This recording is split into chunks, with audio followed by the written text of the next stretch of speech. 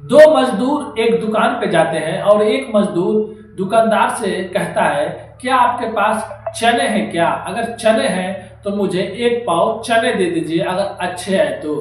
भुने हैं और कुरकुरे हैं क्या?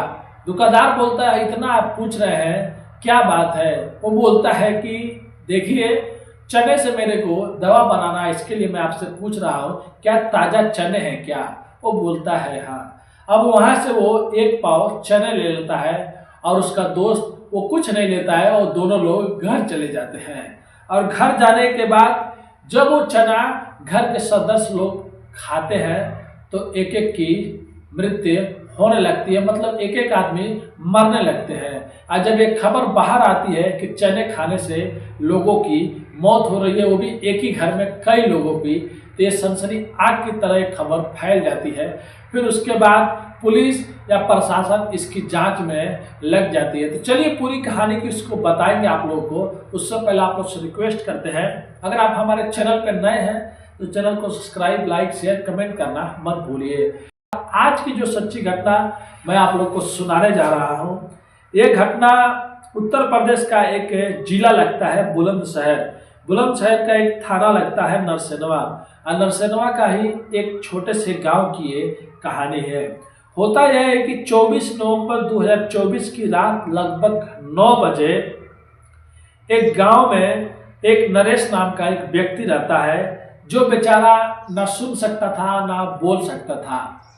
और उसकी पत्नी होती है जिसका नाम कविता रहता है, वो बेचारी विकलांग रहती है, किसी कारणवश हाथ या पैर नहीं रहते हैं।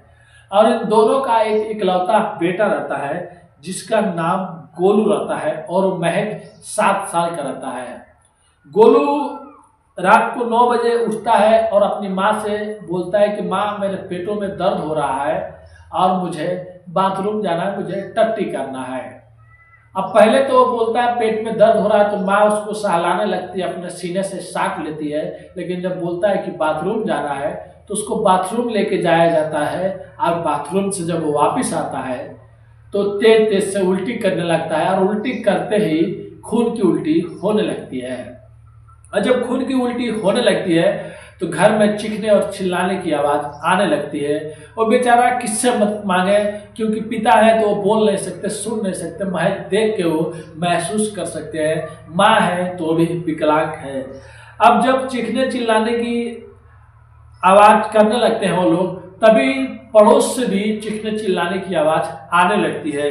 यानी नरेश के जो पिता के भाई रहते हैं, इसके नरेश के चाचा जो रहते हैं, उनके भी घर से चीखने और चिल्लाने की आवाज़ आने लगती है। अब धीरे धीरे गांव के लोग और भी जुट जाते हैं। फिर जब नरेश के चाचा के पास जाते हैं तो देखते हैं उनके चाचा का नाम कलुआ सिंह रहता है, और उनकी पत्नी रहती है जोगिंदर देवी, और बेटी शिवांगी जिसका महज 10 साल उम्र रहता है। ये तीनों लोग भी खून की उल्टी सेम कर रहे हैं जैसे गोलू भी कर रहा होता है। यानी कि रिश्ते में कलुआ का भाई का पोता था गोलू, तो पोता उनका भी लगेगा। अब चारों लोगों की हालत गंभीर हो जाती है। अब बेचारा ये लोग बहुत गरीब होते हैं, और गरीब होने के बाद अब कहाँ कोई गाड़ी मिलेगा, क्या मिलेगा। अब जल्दी जल्दी इन लोग को एक छोटा सा मतलब मेडिकल स्टोर, डॉक्टर झोला छाप डॉक्टर के पास जाते हैं। वहाँ पे जाने के बाद वो झोला छाप डॉक्टर बोलता है कि इन लोग को जल्दी से जल्दी आप बड़े हॉस्पिटल में लेके जाइए, और उन लोग का नब्ज चेक करता है। लेकिन वहीं पे कलुआ सिंह जो उनके चाचा होते हैं, उनका बेचारे का मृत्यु हो गई रहती है। लेकिन वो झोला छाप डॉक्टर को मालूम नहीं रहता है कि वो बताता नहीं है। और जब वहाँ से वो लोग लेके जाते हैं तो और लोग जब हाथ चेक करते तो वो बोलते हैं कि इनका तो जान पहले से ही जा चुकी है। अब फिर जब वहाँ से एक सरकारी हॉस्पिटल लगता है, वहाँ पे लेके जाते हैं स्वास्थ्य केंद्र पे, और वहाँ पे जोगिंदर देवी और शिवांगी और गोलू को एडमिट किया जाता है। फिर गोलू का भी जान चला जाता है, जो अपने माँ बाप का इकलौता बेटा था, इकलौता उन लोग का आंखों का तारा था। क्योंकि पिता थे तो वैसे थे, ना बोल सकते थे ना सुन सकते थे। माँ थी वो भी विकलांग थी, बेचारा इकलौता बेटा छोड़ के चला गया। जब कलुआ सिंह और उनके पोते गोलू का देहांत हो जाता है, उसके बाद पुलिस बताती है कि हम लोग को ये बॉडी दे दीजिए, हम लोग पोस्टमार्टम कराएंगे तो पता चलेगा आखिर में बात क्या था और किस कारणवश ये सब हुआ है। फिर उधर घर वाले से भी पूछताछ होता है तो घर वाले बोलते हैं कि पापा जो थे उनके, जो कलुआ सिंह थे, वो बाजार से चने लाए थे 1 पाव, और चना लाने के बाद जब घर में आए तो जो छोटा बच्चा गोलू रहता है, वो इकलौता घर का एक लड़का रहता है, सब कोई उसको लाड प्यार करते थे।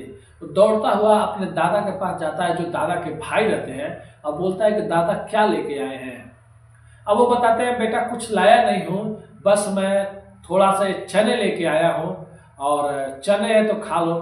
फिर कुछ चने उसको भी देते हैं, कुछ चने अपने भी खाते हैं, और उनकी पत्नी भी कुछ चने खाती है, और उनकी छोटी बेटी शिवांगी भी कुछ चने खाती है, और कुछ चने वो लोग रख देते हैं दवा बनाने के लिए। और उनकी जो 3 बेटी रहती है और भी, वो लोग चने नहीं खाती हैं।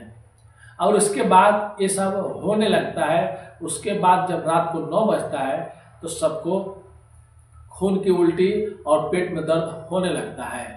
अब पुलिस को समझ में नहीं आ रहा था क्योंकि ऐसे कैसे हो सकता है कि किसी का चने खाने से उन लोगों की मौत हो जाएगी, और बाहर में भी आग की तरफ फैल गया कि चने खाने से बारी बारी घर के लोगों की जान जाने लगी।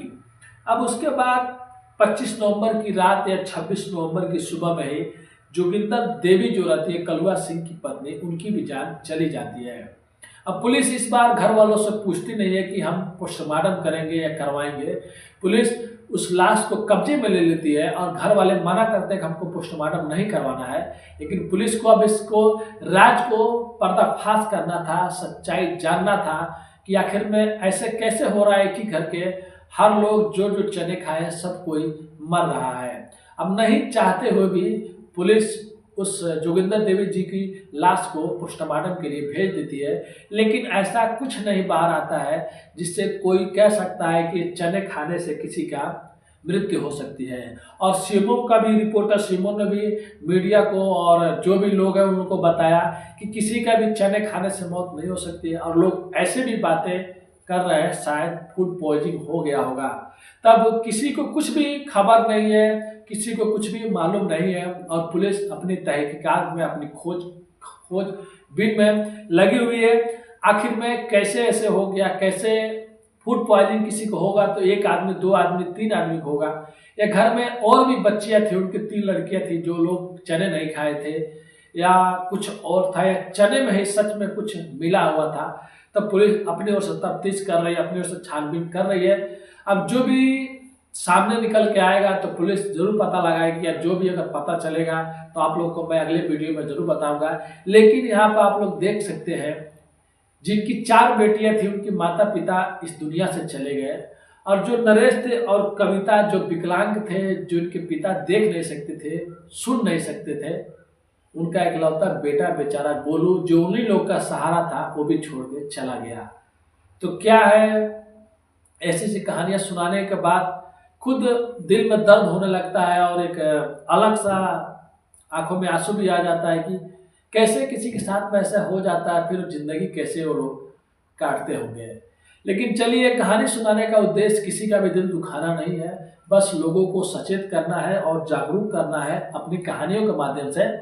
अगर आप लोग भी कहीं से कोई भी सामान लेते हैं खाने वाला, पीने वाला, तो उसको जरूर घर पे लाए तो साफ सुथरा और धो ले, और अपने फैमिली को सेफ रखे और स्वस्थ रखे। मिलते हैं नेक्स्ट वीडियो में फिर से कुछ सच्ची कहानियों के साथ, क्राइम के साथ। अभी के लिए अलविदा लेते हैं। धन्यवाद।